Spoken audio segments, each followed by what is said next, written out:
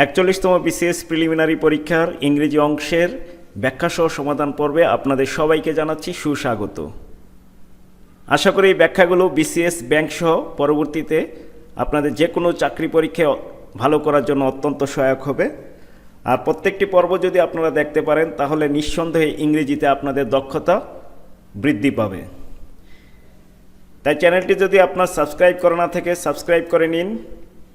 Subscribe করে রাখার সুবিধা হলো পরবর্তীতে আমরা যখন কোনো ভিডিও আপলোড দিব আপনার কাছে স্বয়ংক্রিয়ভাবে পৌঁছে যাবে। আর ইতিমধ্যে যারা সাবস্ক্রাইব করে রেখেছেন তাদেরকে জানাচ্ছি আন্তরিক ধন্যবাদ। তাহলে চলুন শুরু করা যাক। প্রথম প্রশ্ন আমরা দেখতে পাচ্ছি, Shylock is the character in the play the Merchant of Venice. এটা উইলিয়াম শেক্সপিয়ারের লেখা, 16th সেঞ্চুরিতে লেখা হয়েছে। সেখানে শাইলক এবং অ্যান্টিনিউ দুটি বিখ্যাত চরিত্র রয়েছে, যেখানে শাইলক ছিল ভিলেন আর অ্যান্টিনিউ ছিলেন পরোপকারী। সুতরাং question 1 right answer option B, the Merchant of Venice লিখেছেন উইলিয়াম শেক্সপিয়ার, যার কাছ থেকে অ্যান্টিনিউ কিছু টাকা ধার নিয়েছিল। সেই টাকা পরিশোধ করতে ব্যর্থ হওয়াতে শাইলক তার কাছ থেকে 1 পাউন্ড মাংস কেটে নিতে চেয়েছিল, যদিও শেষ মুহূর্তে সে ব্যর্থ হয়েছিল। Question 2 Vanity Fair is a novel written by. এটি লিখেছেন উইলিয়াম ম্যাকপিস থ্যাকরে। দুটি চরিত্রকে কেন্দ্র করে এটা লেখা হয়েছে, বেকি শার্প এবং অ্যামেলিয়া সিডলিকে কেন্দ্র করে এটা লেখা হয়েছে। এটা প্রকাশ হয়েছে 1847 অথবা 1848 সালে। সুতরাং question 2 right answer option B. Question 3 Pip is the protagonist in the Charles Dickens novel. Charles ডিকেন্সের একটি উপন্যাসে পিপ প্রটাগনিস্ট হিসেবে কাজ করেছেন। প্রটাগনিস্ট মানে হলো প্রধান চরিত্র। মূলত পুরো নামটি ছিল ফিলিপ পিরিপ, যাকে পিপ বলা হতো। গ্রেট এক্সপেকটেশন থেকে নেওয়া হয়েছে, 1861 সালে এটা প্রকাশিত হয়েছে। তাহলে right answer option D. Question 4 lady Chatterley's lover was written by the author of. এখানে অর্থাৎ এখান থেকে একটি অপশন নিতে হবে, যার লেখক লেডি চ্যাটারলিস লাভার এই উপন্যাসটি লিখেছেন। লেডি চ্যাটারলিস লাভার উপন্যাসটি লিখেছেন D.H. লরেন্স।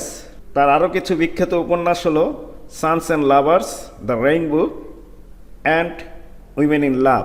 সুতরাং বুঝতেই পারছেন রাইট অ্যান্সার হবে অপশন বি, অর্থাৎ D.H. লরেন্স লেডি চ্যাটারলিস লাভার এবং দ্য রেইনবো লিখেছেন। তার আরও একটি বিখ্যাত বই হলো women in love. Question 5 identify the word that can be used as both singular and plural. অর্থাৎ কিছু নাউন রয়েছে সিঙ্গুলার এবং প্লুরাল একই ফর্ম হয়ে থাকে।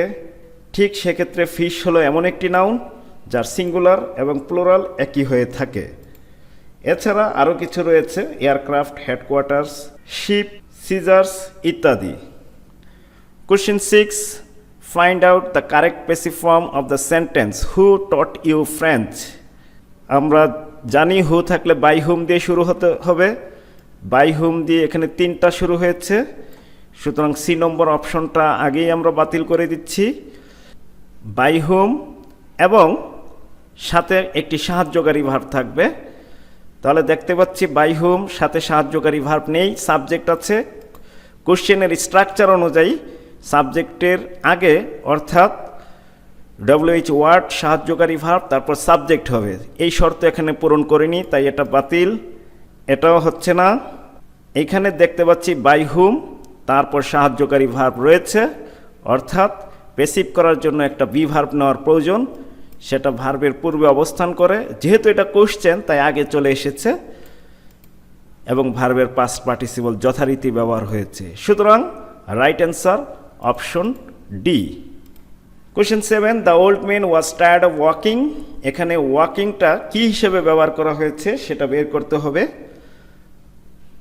আমরা দেখতে পাচ্ছি ওয়াকিংয়ের পূর্বে একটি প্রিপোজিশন রয়েছে, আর প্রিপোজিশন নাউনকে কেন্দ্র করে বসে থাকে।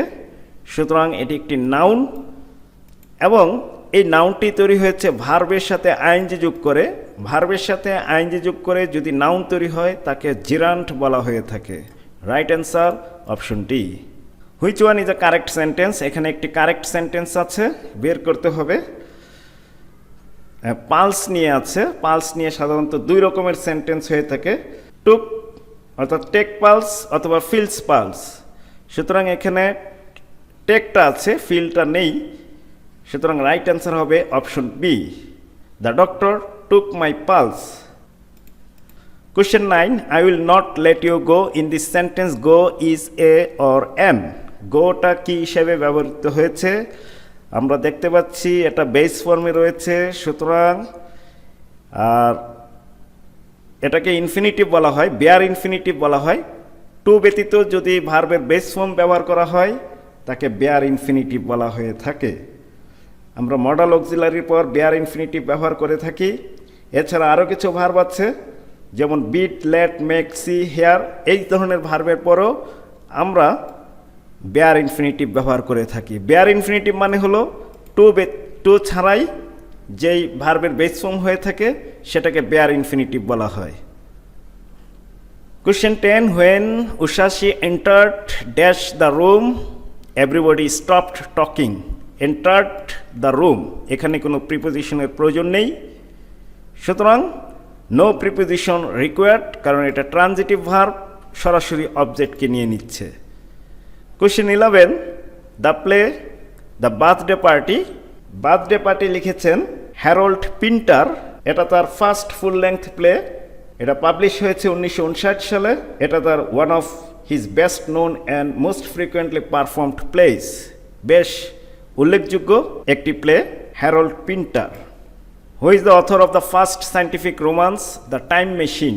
টাইম মেশিন লিখেছেন এইচ.জি. ওয়েলস, যার পূর্ণরূপ হল হারবার্ট জর্জ ওয়েলস, যিনি জন্মগ্রহণ করেছেন 1866 সালে, মৃত্যুবরণ করেছেন 1946 সালে। উল্লেখযোগ্য কিছু সায়েন্স ফিকশন রয়েছে, the invisible man and the war of the worlds. Invisible man প্রকাশ হয়েছে 1897 সালে এবং ওয়ার অফ দ্য ওয়ার্ল্ডস প্রকাশ হয়েছে 1898 সালে, আর টাইম মেশিন প্রকাশ হয়েছে 1895 সালে। Call me if you have any problems regarding your work.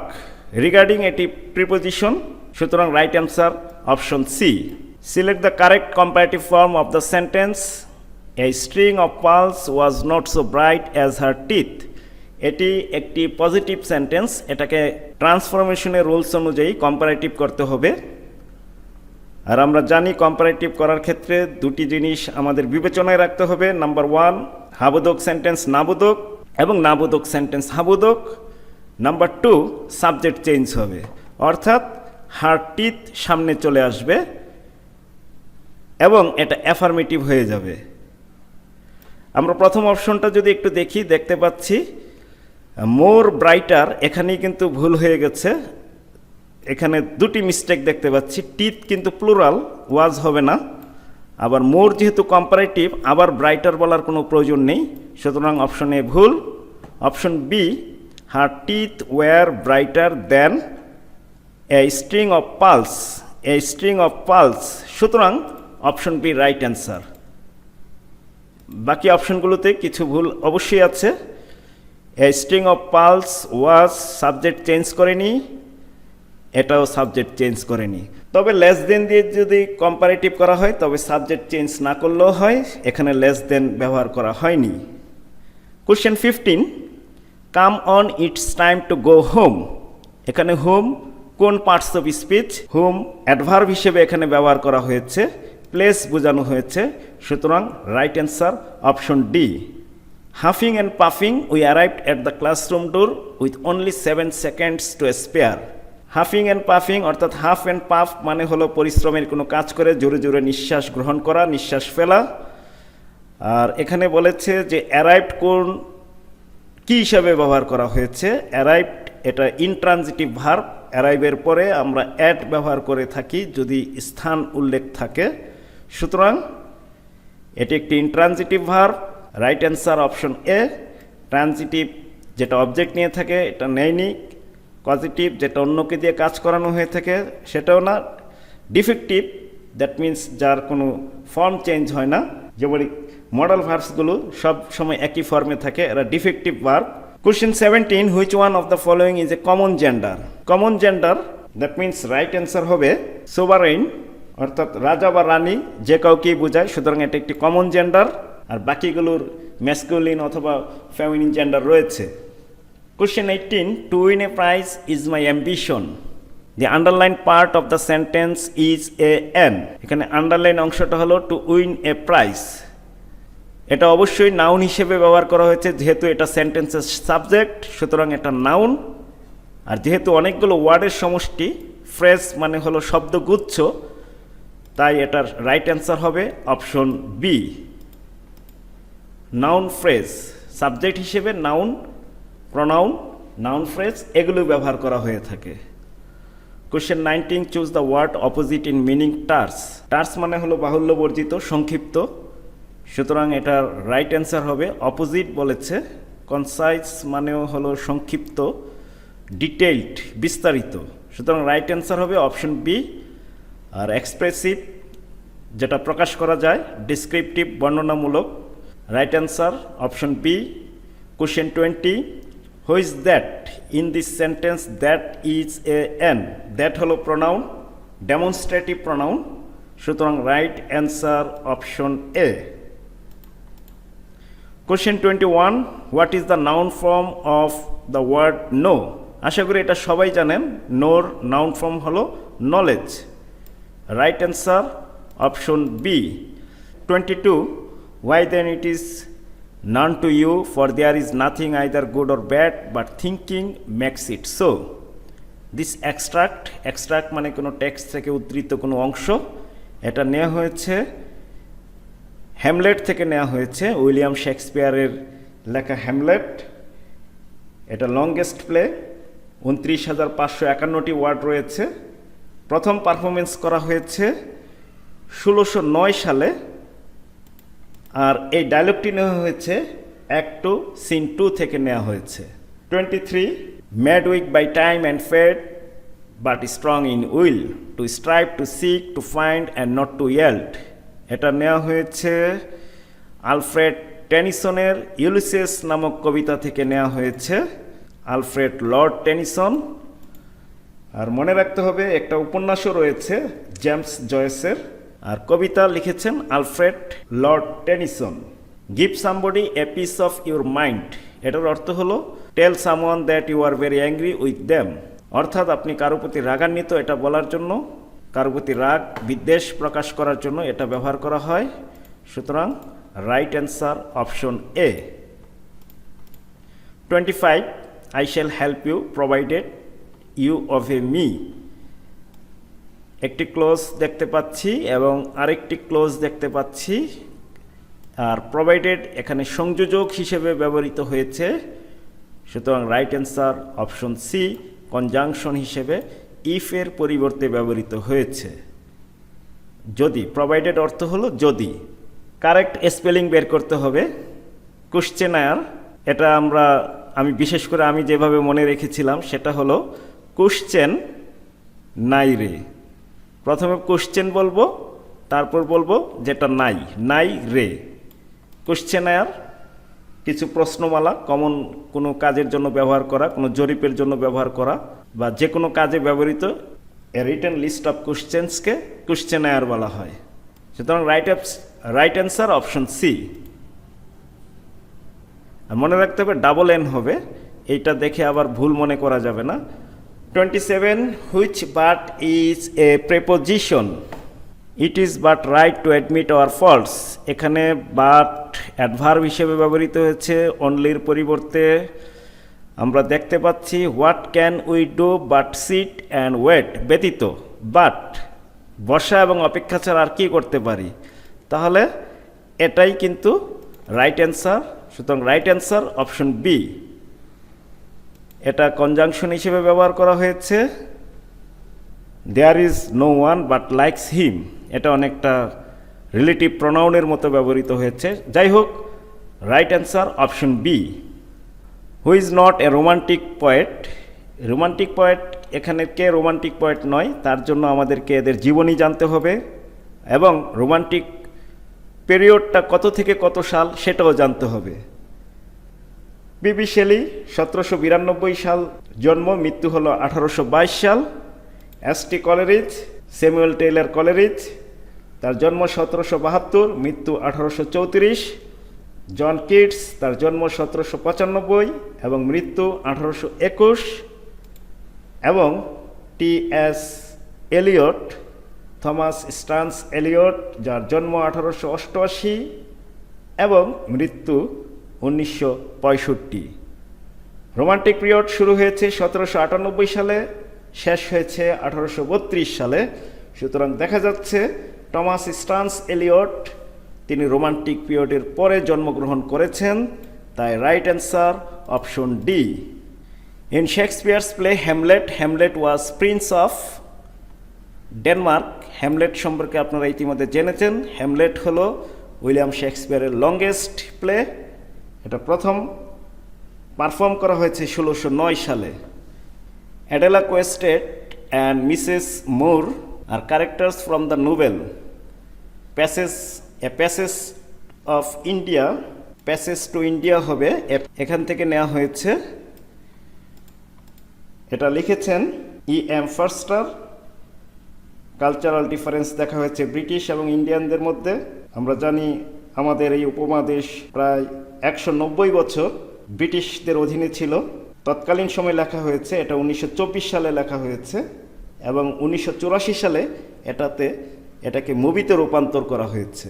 Time held me green and dying though I sang in my chains like the C.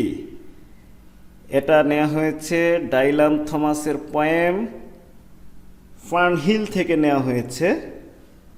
Right answer option B. আর Dylan Thomas Under Milk Wood নামে একটি radio play, তার জন্য তিনি বিখ্যাত হয়ে আছেন। তার দুটি বিখ্যাত কবিতার বই হলো ডেথস অ্যান্ড এন্ট্রান্সেস, যেটা 1946 সালে প্রকাশ হয়েছে, এবং কালেক্টেড পোয়েমস 1952 সালে প্রকাশ করা হয়েছে। 32 one whose attitude is eat drink and be merry, খাওয়া দাওয়া ফুর্তি, এপিকিউরিয়ান। এ ধরনের ব্যক্তিকে এপিকিউরিয়ান বলা হয়।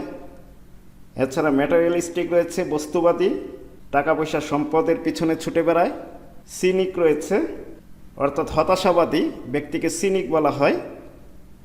এবং স্টয়ক রয়েছে, নীরবে নিবৃত্তে যিনি সহ্য করে যান তাকে স্টয়ক বলা হয়। Question 33 was this the face that launched 1,000 ships and burned the topless towers of Ilium. এটা নেওয়া হয়েছে ডক্টর ফস্টাস থেকে। ক্রিস্টোফার মার্লু লিখেছেন ডক্টর ফস্টাস। হেলেনকে দেখে তিনি ডক্টর ফস্টাস এই কথাগুলো বলেছিলেন। অ্যাক্ট 5 সিন 1 থেকে লাইনগুলো উদ্ধৃত করা হয়েছে। The character Alfred Doolittle is taken from Shaw's. Shaw বলতে বার্নার্ড শোকে বোঝানো হয়েছে, George Bernard Shaw. Alfred Doolittle নেওয়া হয়েছে পেগমেলিয়ন থেকে। এটি একটি কমিক প্লে, 1913 সালে লেখা হয়েছে। সুতরাং right answer option A. Question 35 the poem The Love Song of J Alfred Prufrock is written by. এটা লিখেছেন T S. Eliot, Thomas Stearns Eliot, যিনি 1948 সালে নোবেল পুরস্কার পেয়েছিলেন। 1915 সালে কবিতাটি প্রকাশ করা হয়েছে। কোন বানানটি শুদ্ধ? এটা ইংরেজি অংশে ছিল না, বাংলা অংশে ছিল, তারপর ইংরেজির সাথে সম্পর্ক বিধায় এটাকে আমি নিয়ে নিয়েছি। এনসাইক্লোপিডিয়া, যার অর্থ হলো জ্ঞানকোষ, বিশ্বকোষ। বানানটি হবে ENCYCLO। তাহলে আমরা দেখতে পাচ্ছি ENCYCLO। এ বি এবং ডি কাছাকাছি আছে। শেষ পর্যন্ত বি হবে সঠিক অ্যান্সার, কারণ PEDIA অথবা PAE, চাইলে এখানে একটা এ দেওয়া যাবে। ব্রিটিশরা এ দিয়েই লিখে থাকে, আমেরিকানটা এই স্পেলিংটা লিখে থাকে। সুতরাং রাইট অ্যান্সার অপশন বি। এই ছিল 41st BCS এর ইংরেজি অংশের সমাধান।